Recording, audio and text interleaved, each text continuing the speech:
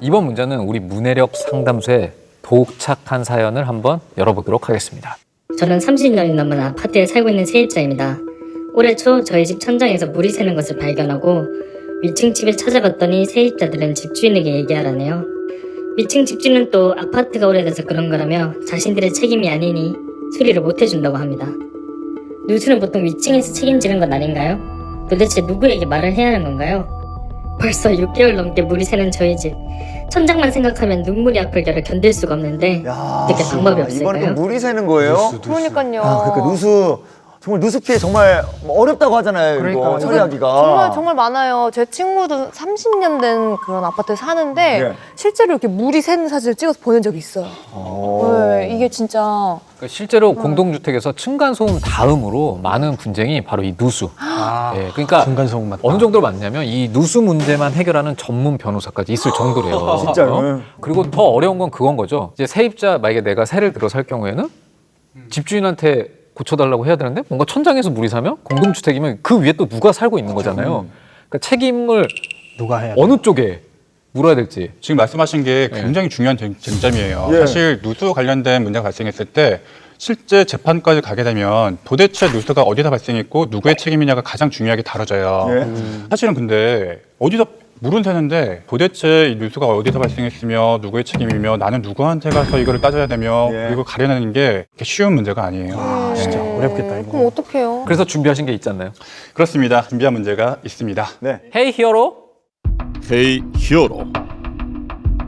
집합 건물의 소유 및 관리에 관한 법률의 일부입니다. 잘 읽어주세요.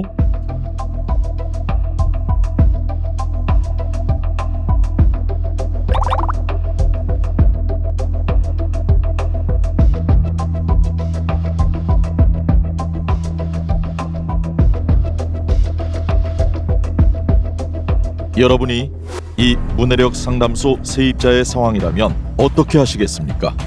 근데 저도 법하는 사람이지만 지금 보니까 너무 어렵네요. 질문이.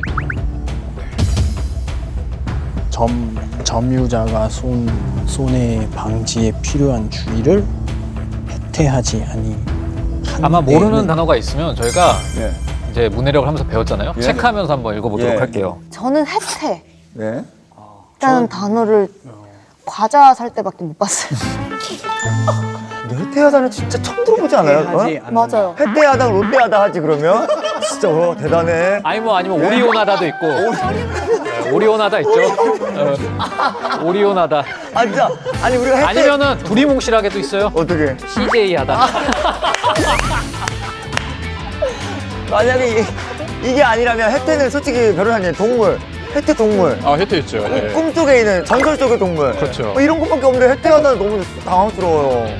공작물 막 이런 거는 진짜 모르겠어요. 6절을 먼저 잘 읽어봐야 되는데요. 일단 전유 부분이라는 단어가 나오고 예. 공용 부분이라는 단어가 나오잖아요. 예. 조금 설명하기 더 편한 게 공용 부분이라는 건데 공용 부분은 뭔지 좀 아시겠죠? 같이 쓰는 같이 쓰는 씁니다. 거. 주차장, 뭐 엘리베이터, 계단. 예. 옥상, 외벽 예. 이런 경우를 공용 부분이라고 해요. 네. 전유 부분은 그에 반대되는 개념인데 공용 부분의 반대면은 개인 공간이라고 볼 수가 예, 있잖아요. 예. 현관문 닫으면 이제 나만 쓸 수 있는 공간 예. 그런 부분을 전유 부분이라고 할 수가 있어요. 오.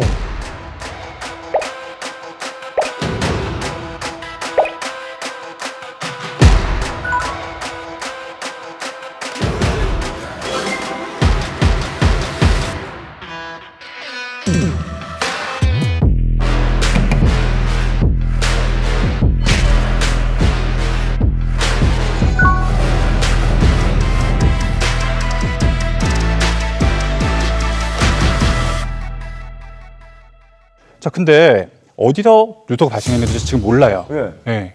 모르는 상태면은 어떻게 해야 될까? 이럴 때는 공용 부분에서 그 누수의 원인이 된 하자가 있는 것으로 추정을 해준다는 거예요. 자, 여기서 또 어려운 단어가 중요하게 봐야 될 단어가 추정이란 단어잖아요. 네.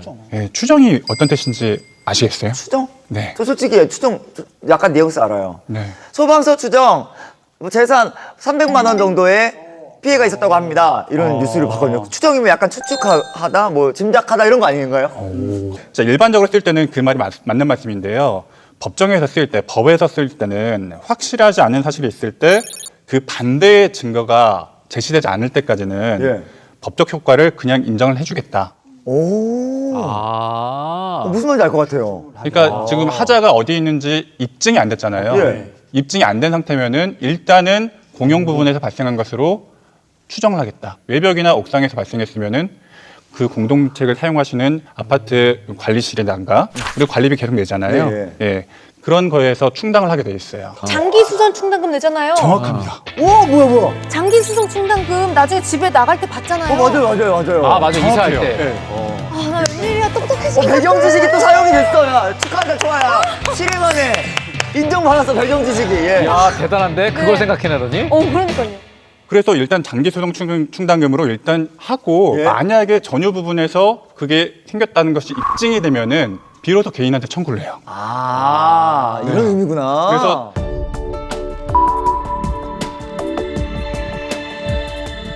임차인이라면 적극적으로 내가 뭔가 입증을 해야 될 필요가 없고 예? 그러면은 아파트 관리하는 데서 관리 업체에서 해야 되겠죠. 조금씩 이해가 되네요, 이제. 그래서 공용 부분이라면 임차인 입장에서는 걱정할 게 일단 없겠죠.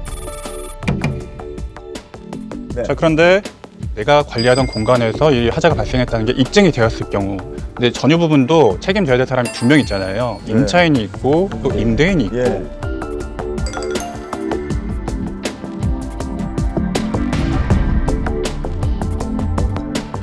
해태하다라는 단어가 나왔어요. 드디어 나왔다.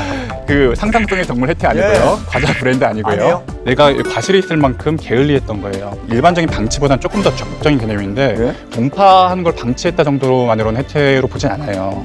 적극적으로 어떤 그 수도관 관리를 정말 잘 못해서 좀 수도관을 뭐 잘라버리거나 예, 그런 경우를 해태라고 봐요.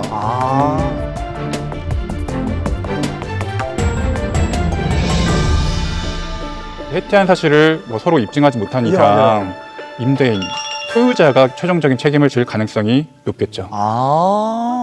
그럼 저희가 이제 지금 변호사님하고 네. 교수님한테 이렇게 설명을 들었잖아요. 네.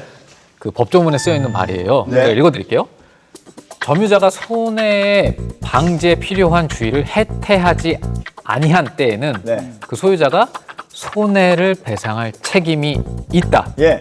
이 조항의 의미를 한번 풀어서 써보도록 하겠습니다. 저희가요? 네, 주관식입니다. 오케이. 네. 저희가 다 지금 사실 고개는 다 끄덕였잖아요. 네네네. 네.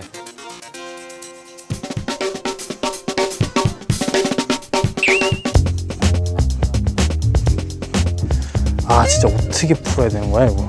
수잔 씨 제일 어려워하시는 것 같아요. 프로그램 하면서 제일 오늘. 뭐요? 네. 어렵죠. 이게 뭔 말인지 진짜 모르겠어요.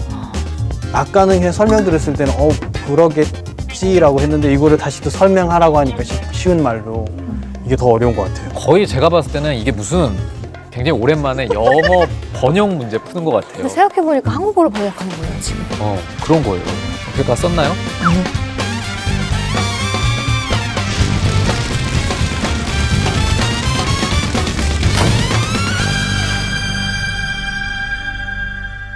교수님께서 네. 과연 누가 제일 쉽게 썼는지 선택을 하도록 하겠습니다. 기대됩니다. 네. 하나, 둘, 셋. 네, 초아 씨부터. 한번 읽어줘. 네. 세입자가 집 관리를 게을리하지 않았을 때 집주인이 책임져야 함.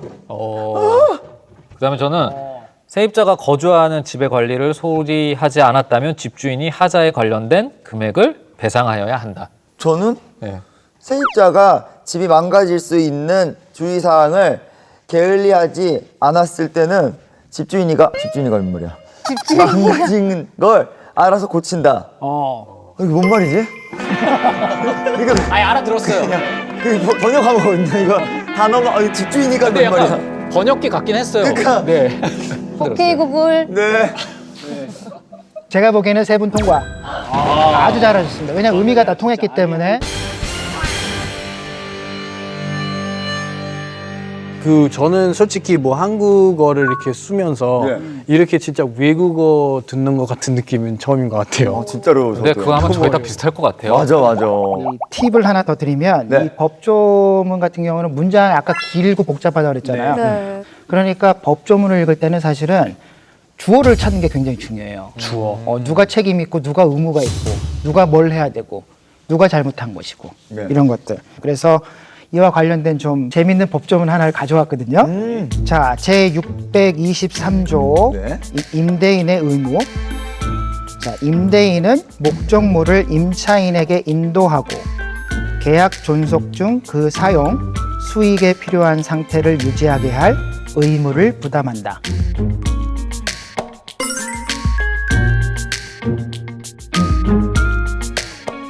헷갈리긴 하는데 제가 읽었을 때는 네. 주어 임대인이 콤마 찍고 그 다음에 그러면 그 임대인이 수익에 필요한 상태를 유지하게 할 의무를 부담한다. 네, 저도 그렇게 읽었어요. 그러니까 임대인이 어. 세입자한테 그 집을 인도하고 계약 기간 중에 이 수익에 필요한 상태, 그러니까 그 집의 상태를 유지할 의무를 임대인이 가진다. 저도 이렇게 이해를 했거든요. 광희 씨는 어떠세요? 저도 어느 정도는 조금씩 보이는 건 있는데 네. 교수님 아까 그랬잖아요. 뭐 주어를 찾아야 되고 뭐 이런 말씀하셨는데 어떻게 읽어야 하는지 솔직히 잘 몰라가지고 어려운 것 같아요. 좀 알려주셨으면 좋겠어요. 자, 그러면 한번 나가서 풀어볼까요? 네. 자, 이게 보면은 패널 여러분들께서 전체적인 맥락은 잘 맞춰주셨어요. 그럼 조금 자세하게 한번 보죠. 네. 제 623조 임대인의 의무, 그 주어를 찾아라. 누가 무엇을 할 의무나 책임이 있나 이걸 보는 건데, 자, 임대인은 목적물을 임차인에게 인도하고, 여기서 사실 한 문장이 만들어집니다. 그렇죠? 인도하고. 그러니까 인도하는 거는 임대인, 그렇죠? 그래서 임대인이 주어죠. 그래서 여기서 한 문장이 끊어져요. 그 다음에 다시 임대인이 이렇게 되는 것이죠. 맞다. 제가 한 게 맞네요. 맞아요. 굉장히 좋은 생각이에요. 이렇게 잘라서 주어를 찾아보는 거. 자, 계약 존속 중 그 사용 수익에 필요한 상태를 유지하게 할 의무를 부담한다. 누가? 임대인. 임대인이. 아, 임대인 얘기네요. 어찌됐건 저거는 그렇죠? 이게 왜 임대인이냐면 주어가 임대인의 의무잖아요. 아 맞네요. 이게 전부 다 임대인에 관련된 얘기예요. 아 모르면 이렇게 쓰는 게 그러니까 안 돼. 우리가 이런 것도 그래. 놓치면 안 돼요. 그렇죠? 임대인의 의무. 이게 굉장히 힌트가 됩니다. 예. 근데 하나 제가 말씀드리고 싶은 게 여기 보면은 수익에 필요한 상태를 유지하게 할 이렇게 돼 있거든요. 누구한테? 임차인에게. 이게 이 법문 자체가 사실은 좀 어법상 안 맞습니다. 이게 유지하게 누구한테? 목적물에게요. 아, 집. 예, 근데 사실은 집이 뭘 할 수 있는 게 아니잖아요. 네. 그러니까 이 표현은 사실은 옳다고 보기가 어려워요. 아. 그러니까 아까 여러분들이 굉장히 자연스러운 방식으로 어떻게 말씀하셨냐면 유지해야 할 이렇게 하셨어요. 이게 정확한 해석입니다. 그러니까 이제 이 문장은 사실은 요거 때문에 상당히 해석하는데 어려움이 생길 수가 있어요. 어쨌든 중요한 거는 이 법조문에서 그렇죠? 네. 그 대상이 누구인가? 임대인이다. 그래서 임대인이 이런 의무를 부담한다라는 것이 중요하다고 좀 볼 수 있겠습니다. 한 줄 한 줄 따져가면서 관련 조항들을 읽고 나니까 네. 이런 어떤 분쟁이 생겼을 때 어떻게 대처해야겠다 이런 자신감 조금 생기는 것 같아요. 맞아요. 아, 우리 너무 자랑스러운 것 같아요. 사실은 우리 1회 때랑 정말 다른 모습이고 지금은 이렇게 어려운 거 지금 해낸 거잖아요. 우리끼리. 예. 이게 참 우리 방송의 힘입니다. 우리가 모여갖고 진짜 시간과 노력을 들여갖고 네. 머리를 싸매고 지금 하고 있잖아요. 그렇죠? 맞아요. 네. 그러니까 첫째, 모르는 단어를 꼭 찾아보고, 그리고 둘째는 법조문을 문장 단위로 끊어서 읽어보고, 그리고 혹시 문장에서 생략된 문장 성분이 있으면 찾아서 잘못 읽는 일이 없도록 해야 된다. 이런 거 맞죠? 이 말 맞죠? 맞습니다. 아, 광희 씨 진짜 요약 정리 실력이 일취월장. 아 진짜 이거 말하는데도 쉽지 않았어요. 이렇게 하면 실수할 일이 없겠죠? 최소한으로 읽을 수 있을 것 같아요. 그래도 추아 씨는 꽤나 정확하게 해석을 하셨어요. 예. 근데 그래도 좀 어려운 거는 법이 한두 가지가 아니잖아요. 너무 그러니까 많아. 이걸 어디서부터 찾아보고 알아가야 되는지 도무지 감도 안 잡힌다는 생각이 들어요. 그래서 추아 씨 같은 분들을 위해서 이 법제처, 법 만드는 곳이거든요. 여기서 생활 법률 검색 사이트를 운영하고 있어요. 여기 보시면 우리가 이사할 때 필요한 부동산 관련 법이나 어떤 퇴직금, 실업급여, 또 나 혼자 또 민사소송 뭐 할 때 이럴 때 찾아보면 좋은 법들을 좀 주제별로 정리해서 좀 쉽게 찾아볼 수 있도록 하고 있거든요. 너무 어렵다고 포기하지 마시고 좀 찾아보시면 너무 좋을 것 같아요. 우리 왜 그 아까 광희 씨가 네. 법 없이 살 사람이다 이런 말씀하셨잖아요. 근데 사실 현대 사회에서 법 없이 사는 건 거의 불가능해요. 맞아요. 그러니까 이제 행동하는 모든 것들이 사실 법으로 굉장히 많이 규정되어 있거든요. 오늘 우리가 배운 것처럼 조금 어렵더라도 좀 정확하게 읽고 그것을 생활 문제에 적용해서 해결하는 거예요. 그런 것들을 이해하고 동시에 우리가 오늘 뭐 조금 살펴봤지만 법 자체가 갖고 있는 한계들이 있어요. 그 한계들이 뭐고 어떻게 좀 바꿔나갈 수 있을까 이런 것도 좀 적극적으로 생각하는 게 어떤 그 시민 역량으로서의 어떤 법문해력 이렇게 좀 이야기할 수 있을 것 같습니다. 네, 오늘은 이렇게 그 생존을 위한 문해력, 법 읽기 관련해서 이야기를 나눠봤는데요. 네. 소감이 어떠셨는지 궁금합니다. 이제 법을 하지 않는 분들 입장에서는 어떻게 보면 사투리 같기도 하고 외국어 같기도 하고 예. 그렇잖아요. 예. 맞아요. 이게 법률 용어라는 게 이해하기 좀 어려운 부분이 있는데 네. 국회에서도 좀 쉽게 법 개정 작업을 좀 해서 좀 쉽게 이해할 수 있도록 했으면 좋겠습니다. 덕분에 더 이해가 잘 됐던 것 같죠? 진짜 많은 변호사님 도움이 덕분에. 됐습니다. 아, 제가 사실은 녹화 중간에 저희가 그 변호사님의 참으로 애쓰는 모습을 보면서 진짜. 네, 안타깝기도 했지만 어쨌든 변호사님 덕분에 예. 저희가 거의 녹화 마지막에 와서는 어느 정도는 이해하는 맞아요. 능력을 갖추게 됐잖아요. 굉장히 자연스럽게 이해하시더라고요. 예, 보니까. 그래서 교수님이 설명해 주셨을 때도 별다른 토 달지 않고 네. 모두들 그거에 대해서 완벽하게 이해를 장착하는 이 모습 참 뿌듯합니다. 너무 감사합니다. 네, 그럼 세상의 모든 어른들이 문해력 때문에 손해보지 않는 그날까지 쭉 함께 하겠습니다. 어른들도 몰라요. 당신의 문해력 플러스. 다음 주에 만나요. 안녕.